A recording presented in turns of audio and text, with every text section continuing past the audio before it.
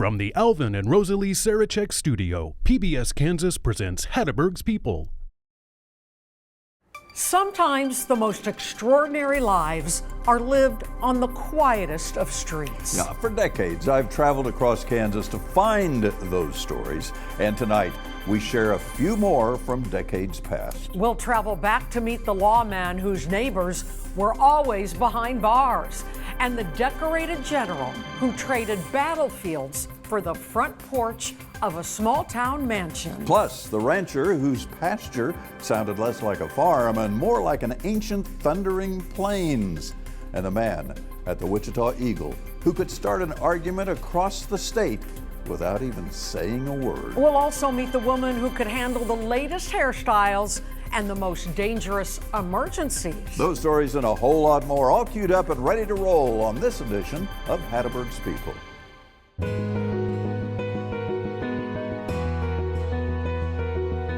These stories are like old friends. Their lives radiate from the screen like prophets of the past. They were teachers, but not in a classroom. Instead, they taught about life to those around them who cared to listen, and I was their student.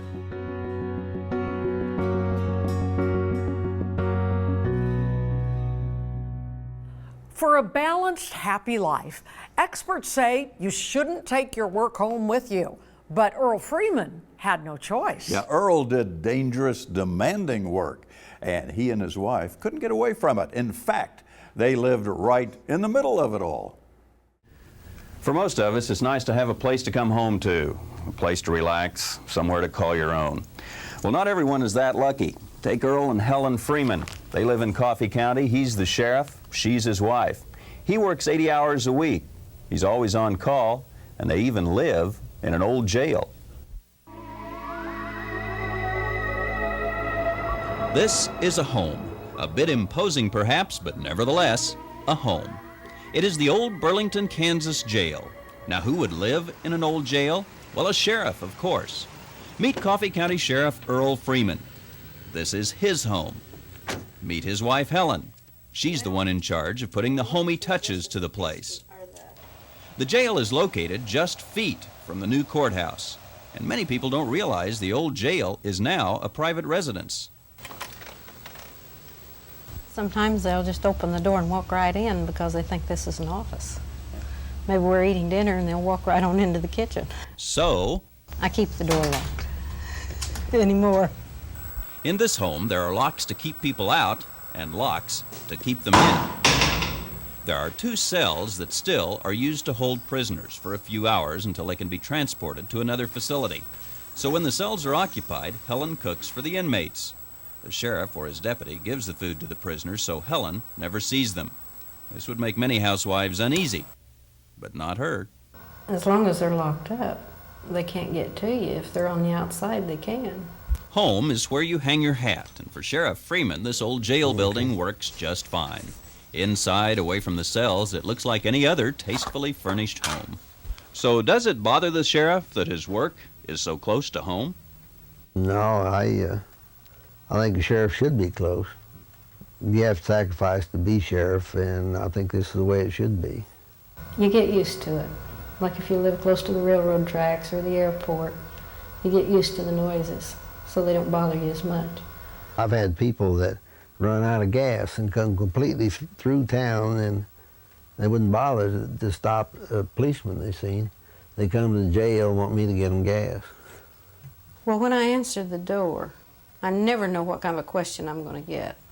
One time they asked me where they could dump 3 dump trucks full of gravel. They can't find the courthouse, which is next door. It used to be common for a sheriff to live near the jail. Not so anymore. One thing about the Freemans, though, at least they never have to worry about anyone breaking into their house, only out. From Burlington, this is Larry Hatteberg.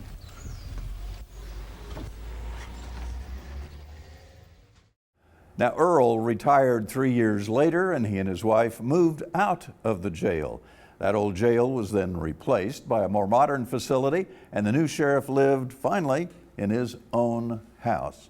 Living in the jail, would be kind of interesting for a moment in your life. For a moment, for Yeah. a period of time, you would have a book to write about what it's like living in a jail. I Yeah. mean, it wouldn't be all that bad for a certain amount of time, And right? how much time is that? I don't know, maybe a couple months. I don't know. Good question, Larry. His former addresses included battlefields in Europe and Pentagon offices in Washington. It did, but in 1985, his new address was the biggest house in Winfield, Kansas. I sat down with General Ralph Brownfield to talk about his incredible journey and how it led him home. Why would a retired Air Force general come to Winfield, Kansas and buy the largest home in town? I guess you'd have to say because it was there. Retired Brigadier General Ralph Brownie Brownfield, a Winfield native who commanded half the Air Corps under MacArthur in the Southwest Pacific in World War II. This gregarious, talkative man was later in charge of construction of all Air Force bases worldwide. Retired in 1955, the general and his wife were looking for the perfect place to live. 3 years ago, they ended up here in this 8,000 square foot home in Winfield. This room is about 36 feet wide and about 65 feet long. This requires 2 furnaces. We have 2 furnaces over here in one compartment and also 2 central air conditioning units to cool and heat this one room. This 2,000 square foot living room is but one of the home's selling points. Built by a former Winfield oilman, the house has 43 crystal chandeliers, 8 furnaces and air conditioning units, 10 bedrooms. There's 27 separate rooms in the entire complex. The former owners even had this dining room table built by hand. And she told me it cost them $45,000 and took 1 year to get it.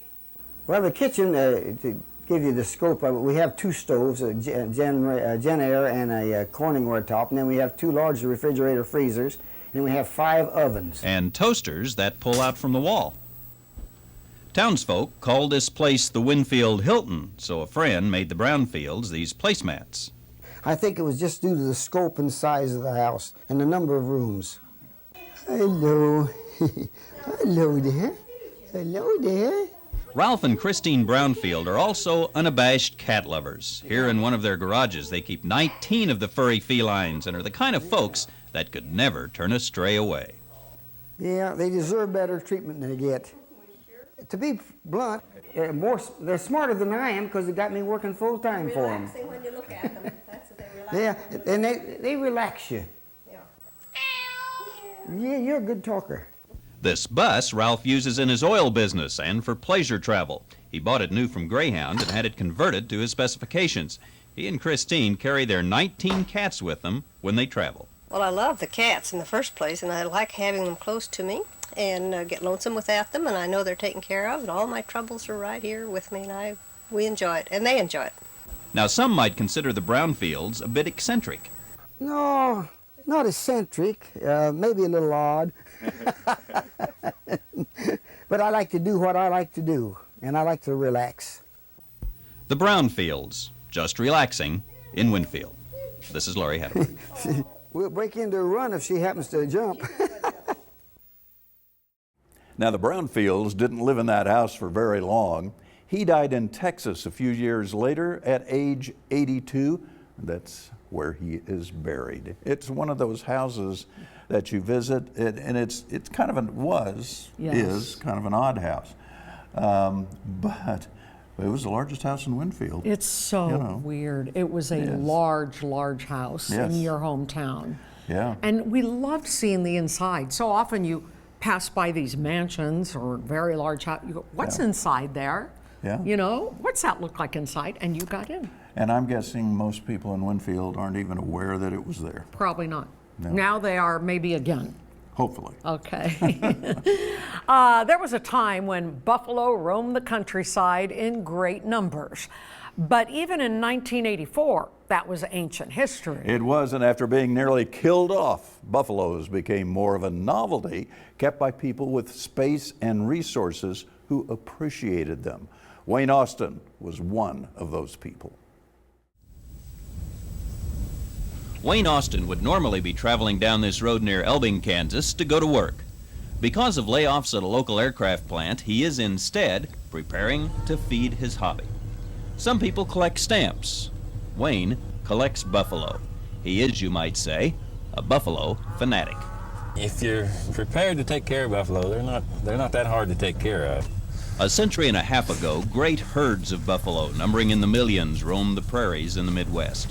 For Austin, these giants of the plains have always held a mystique. If you treat them right, well, they'll treat you right. They can walk through about anything they want to if they're mad. Yeah, they do what they want to do. They're not pets. They're just, you want to respect them. Austin has 7 buffalo in his small herd, and to make sure everyone understands how dangerous these beasts can be, he put this sign in his pasture. Warning, if you don't think you can make it across this pasture in 30 seconds or less, stay out, because the buffalo can make it in 29.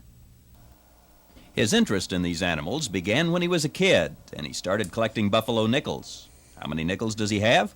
Oh, about 40,000 or so.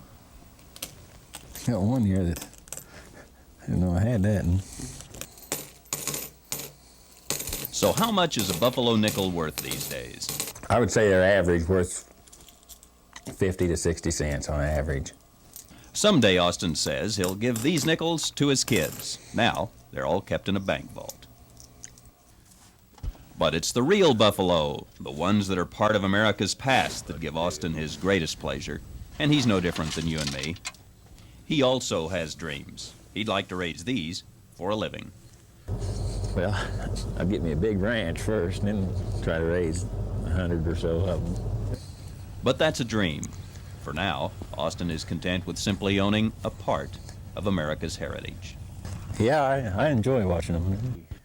Buffalo, one of the few hobbies you never want to turn your back on. This is Larry Hatteberg. Well, Wayne eventually gave up the herd. Now, he passed away in 2015 at age 72. You know, and a lot of people, and I see video of a lot of people trying to go right up to a buffalo. Yeah. That's a very bad idea. You can't do that. You can't do that. Buffalo are very strong. They don't see well, but they can chase you. Yeah, they don't see well. Oh. But they can chase you at a very high speed that you can't outrun. You don't want to be chased by a buffalo, because if it catches you, it's very bad news for you. I love that you know so much about this. See there? There you go. Minutia that I have up here, it just comes out. Buffaloes cannot see well. They can't. And don't stand in the way of one. That's right. That's exactly right. And don't go up and try to pet one ever. Yes, yes. You won't do that, will you? No, I wouldn't have. Okay. Well, actually, I would have if I didn't just hear what you said. I'm not kidding. All right.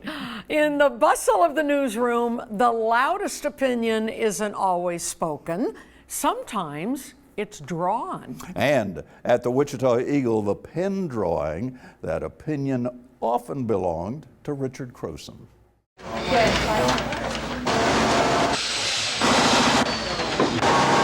They are a serious bunch, those newspaper folks, toiling over words and checking facts. Smiles are as rare as newspapers on your porch. But deep in the bowels of the editorial department, one leftover from the 60s uses humor to titillate, to embarrass, to expose, and to make readers think. Richard Croson is an editorial cartoonist. A lot of us who do this, we were the class smartass, you know, and we were the... We enjoyed just knocking people, making wisecracks and making jokes.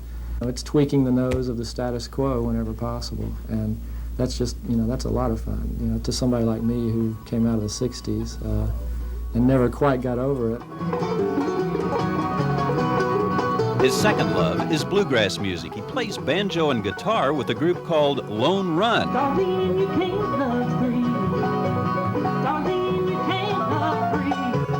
One reason he came to Wichita was to be close to the National Bluegrass Festival in Winfield.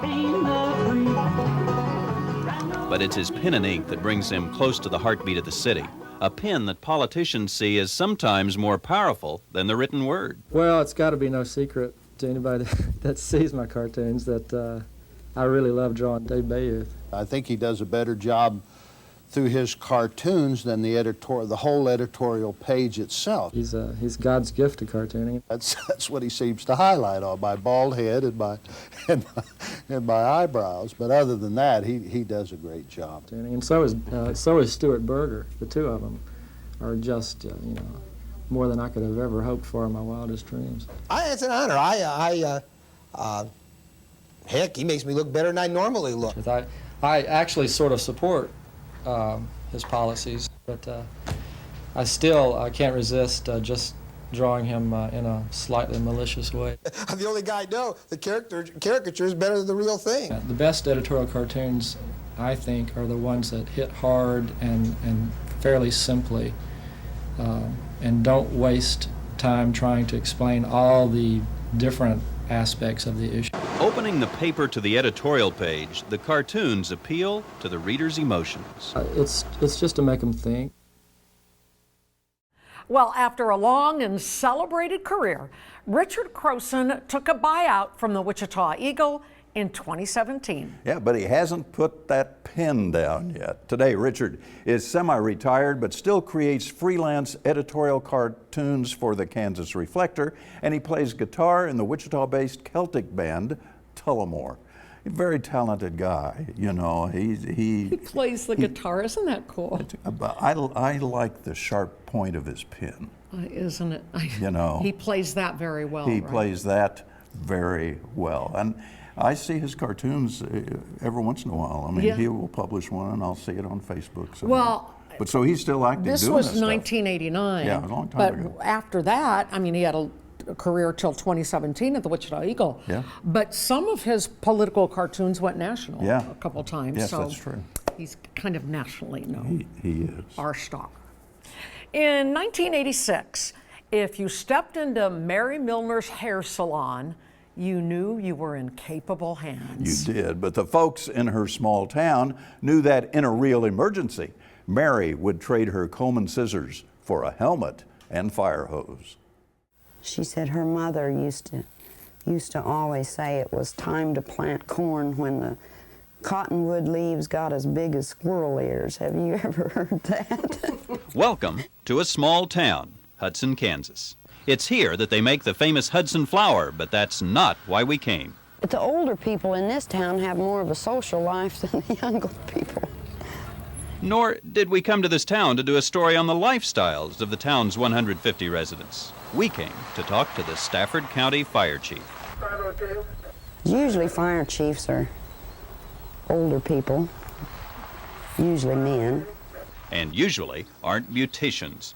Fire Chief Mary Miller is both. In Stafford County, she's in charge of several volunteer fire departments with stations scattered across the county. And with her fire monitor always nearby, she sometimes has to leave her surprised customers. I did have one lady I had to leave during a fire, and she had to take her own curlers out of her hair, and we was giving her a permanent, which that's what always kind of worries me as a permanent because of the timing, and anybody that's gotten a permanent know you don't want to leave that stuff on there too long. They usually know I'll come back and finish them up. The most rewarding thing is a lot of people when we go out, they're so thankful that we got there. A lot of people aren't really aware of your firemen or policemen or whatever till there's a need, because you just don't think about them until you need them. With being rural fire department, most of our fires are in the old fields.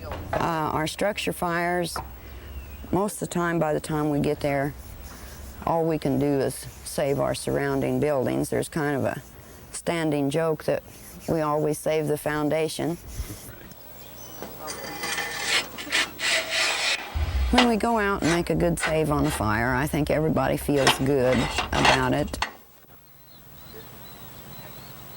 I really enjoy the small town and knowing everyone, and everybody's concerned about their neighbor.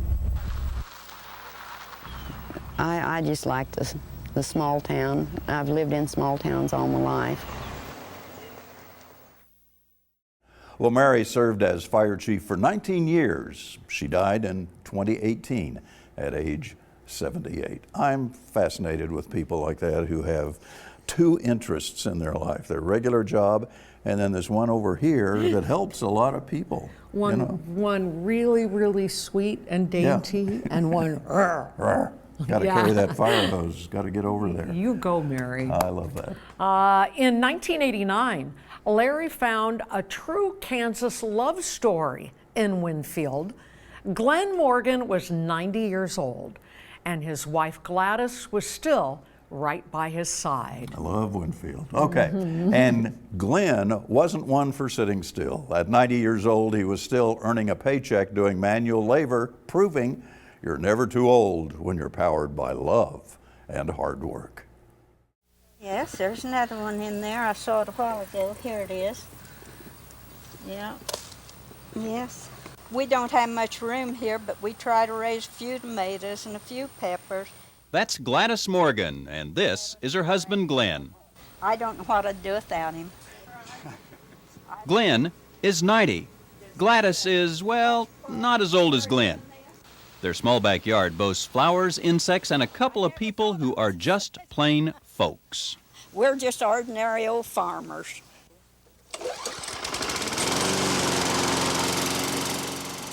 Older farmers maybe, ordinary, no. How many 90-year-olds do you know who still mow yards?